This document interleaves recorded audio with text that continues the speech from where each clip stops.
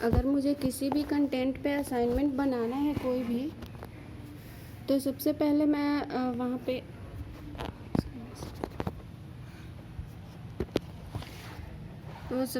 मैं यहाँ पे देखूँगी कि जैसे कि हमने कोई एक टॉपिक लिया प्रॉपर, उस टॉपिक को सबसे पहले हम क्या करेंगे कि सबसे पहले जो हम लिखेंगे वहाँ एक पैरा हम इंट्रोडक्शन में देंगे कि उस टॉपिक में है क्या, एक्चुअली वो हमारा टॉपिक कहना क्या चाहता है।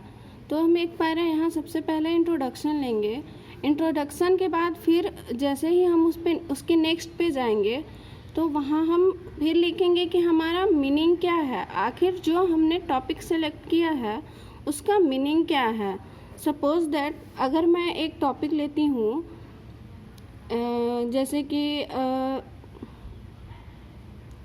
मैं एक टॉपिक लेती हूँ डेमोक्रेसी, और मुझे डेमोक्रेसी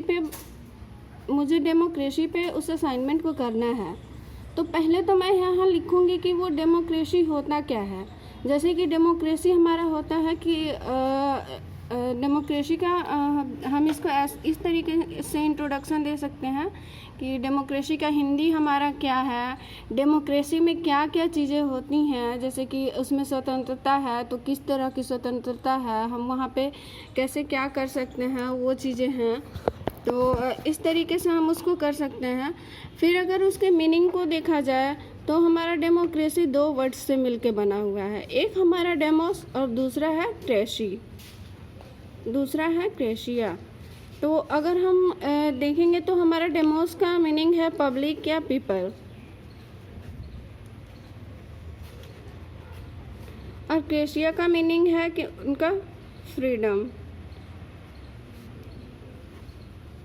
तो इस तरीके से हम देखते हैं कि कैसे इन दोनों का मीनिंग बताता है, और उसके बाद इन दोनों के मीनिंग को लेकर के हम एक डेफिनेशन यहाँ पे बनाएंगे। और उसके बाद फिर हमारा एक थर्ड प्रोसेस होगा कि यहाँ हम कुछ फिलोसफर्स, कुछ थिंकर्स या फिर कुछ वैसे लीडर्स हुए जो भी फेमस हुए, फिर हम उनके अकॉर्डिंग यहाँ पे कुछ डेफिनेशंस लिखेंगे। और जैसे ही हमारा डेफिनेशंस का सेक्शन ख़त्म होता है, और अगर हम जैसे किसी के अकॉर्डिंग, किसी फेमस पर्सनालिटी के अकॉर्डिंग जो भी डेफिनेशंस दिए गए हैं, अगर हम उनको यहाँ कोट करते हैं तो इससे आपका जो असाइनमेंट्स चेक करने वाले टीचर होंगे उनको भी लगेगा, और वो भी बहुत आपसे प्रभावित होंगे कि नहीं एक्चुअली स्टूडेंट ने कुछ पढ़ाई की है।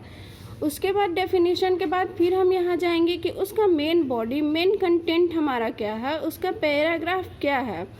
तो उसको हम थोड़ा डिटेल में उस चीज़ को बताएंगे कि व्हाट इज़ डेमोक्रेसी, फिर कैरेक्टरिस्टिक्स ऑफ डेमोक्रेसी उसमें क्या क्या है, और डेमोक्रेसी के हमारे बेनिफिट्स क्या क्या हैं। तो ये सारी चीज़ें हम जैसे कि बेनिफिट्स हैं,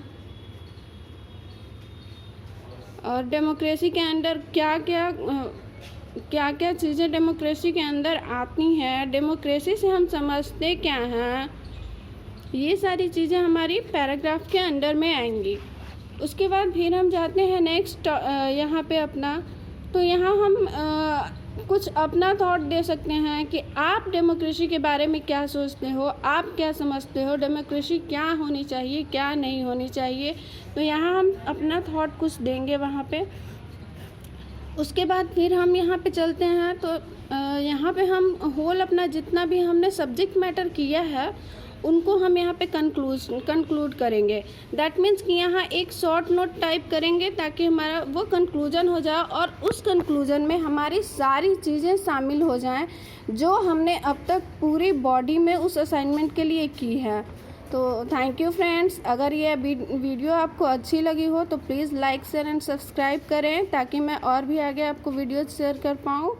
अभी मैं एक्सपीरियंस नहीं हूँ, बस धीरे धीरे मैं कोशिश कर रही हूँ, और मेरी प्लानिंग है कि मैं आगे कुछ ऐसे वीडियोस डालूँ जो अब तक इंटरनेट पर शायद ही मिलते हैं या फिर सही नहीं मिलते हैं, जिन्हें भी मैंने भी फेस किया है।